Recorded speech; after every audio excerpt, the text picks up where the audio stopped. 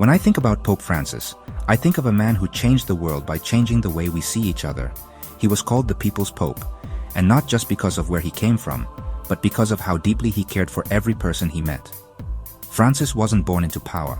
He was born in Buenos Aires, to a family that struggled, and he carried that humility all the way to the Vatican.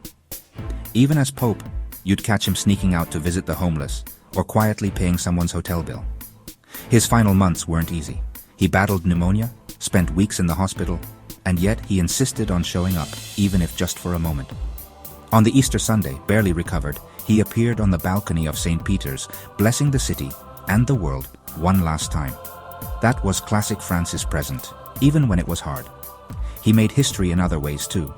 The first pope from the Americas, the first Jesuit pope, the first to really shake up the old traditions, simplifying ceremonies, focusing on mercy, and calling us to serve the marginalized.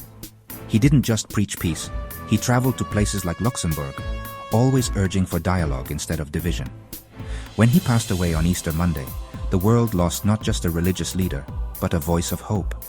Now the Vatican enters a time of mourning, with ancient rituals and new faces preparing for what comes next. But here's what I'll remember most.